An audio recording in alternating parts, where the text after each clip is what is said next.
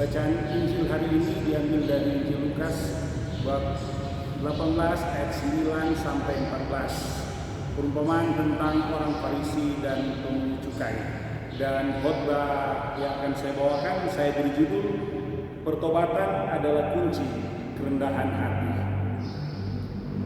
Bapak Ibu, saudara-saudari umat beriman yang terkasih, bacaan Injil hari ini memperkenalkan kita pada dua sosok yang berbeda, orang Farisi dan pemungut cukai. Bacaan ini membuat kita berefleksi untuk menentukan sebuah pilihan, apakah kita dalam kehidupan harian kita menjadi seperti orang Farisi atau menjadi seperti seorang pemungut cukai.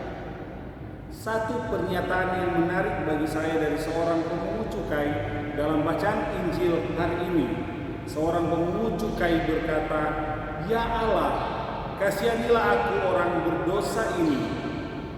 Inilah menurut saya pribadi sebuah ungkapan penyesalan, bentuk pertobatan, pernyataan ketidaksempurnaan, atau dan bisa disebut sebagai sebuah sikap kerendahan hati. Itulah yang menjadi pesan dalam bacaan Injil hari ini. Itulah ajakan Yesus bagi setiap umat beriman. Bapak Ibu, saudara-saudara yang terkasih, kerendahan hati adalah sikap atau salah satu nilai Kristiani yang menjadi fondasi membangun keimanan seluruh umat. Dalam Injil hari ini, Allah berfirman, "Barang siapa meninggikan diri, ia akan direndahkan, dan barang siapa merendahkan diri, ia akan ditinggikan." Dua hal yang kontradiksi dilakukan oleh orang Farisi dan pemungut cukai. Orang Farisi merasa dirinya yang layak di hadapan Allah karena dirinya bukan perampok, bukan orang lalim, bukan pesina, atau bahkan bukan juga seorang pemungut cukai.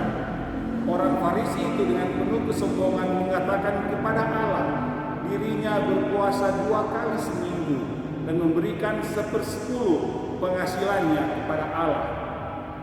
Sementara sebaliknya, sikap kerendahan hati ditunjukkan oleh pemungut cukai melalui rasa tobatnya. Pemungut cukai berdiri dari kejauhan, bahkan dirinya tidak berani menengadah ke langit, malah dirinya menampar wajahnya dengan keras sambil berkata, "Ya Allah, kasihanilah aku orang berdosa ini." Kerendahan hati dari seorang pemungut cukai bertitik tolak dari sebuah sikap pertobatan atau pengakuan bahwa dirinya adalah orang berdosa. "Ya Allah, kasihanilah aku orang berdosa ini." Itulah sikap pemungut cukai dalam bacaan Injil hari ini. Bapak Ibu, saudara-saudari umat beriman yang terkasih, suatu hari di tahun 2000, mama saya terkena serangan jantung untuk pertama kalinya. Kalau papa memang meskipun sudah berulang kali kena serangan jantung, tapi puji Tuhan sampai saat ini papa masih tetap hidup dan bersama-sama dengan kami keluarga. Tapi mama di tahun 2000 itu terkena serangan jantung dan langsung meninggal dunia. Kematian mama merupakan pukulan terhebat yang kami keluarga rasakan. Saya yang paling tidak mampu menerima peristiwa kematian mama karena usia saya waktu itu antara remaja menuju pemuda. Sikap penolakan kuat datang dari dalam hati saya. Bahkan waktu itu saya menjauhkan diri dari gereja. Saya tidak mau mengimani Kristus. Singkatnya saya mendeklarasikan diri sebagai seorang ateis.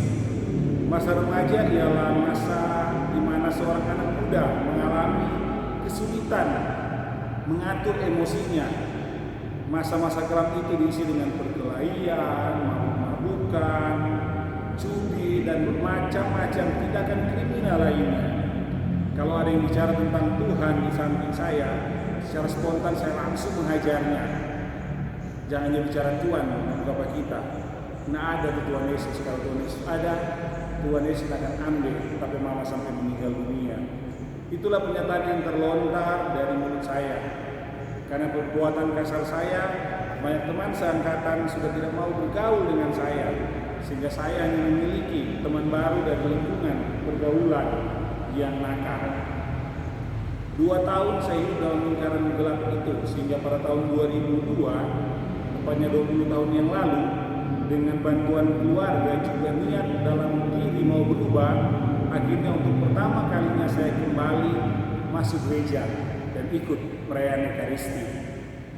Lonceng ketiga belum berbunyi, saya sudah memasuki pintu gereja. Saya berjalan dan hendak duduk di kursi kiri paling depan.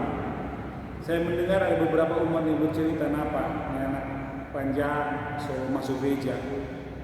Namun saya tetap fokus berjalan menuju kursi paling depan, berlutut dan menunjukkan sikap doa, meskipun tidak ada doa yang saya ucapkan waktu itu. Saya tetap mengikuti misa dengan penuh ketenangan batin. Perayaan Ekaristi dimulai dan pada saat doa tobat, saya benar-benar terhanyut dalam penyesalan dan kesedihan sampai meneteskan air mata.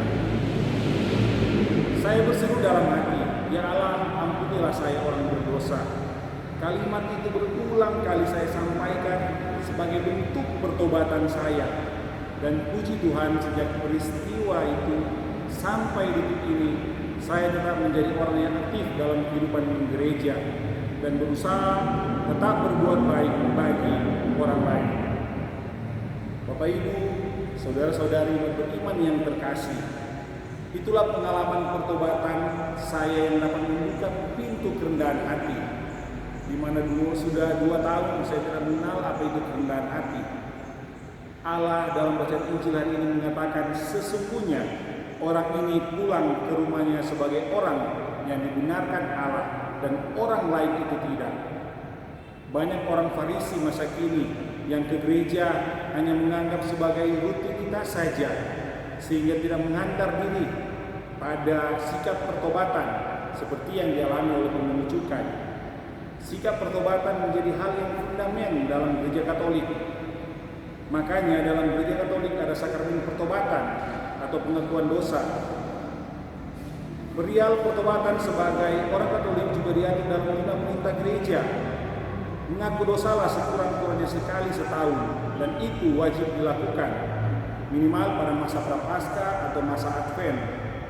Ada juga gereja-gereja yang membuka ruang pertobatan jika diminta umat. Itulah yang wajib kita lakukan sebagai umat beriman. Manusia adalah makhluk yang tidak pernah luput dari noda dosa, sehingga sikap tobat dari pemungut cukai menjadi contoh dan teladan yang baik untuk kita semua.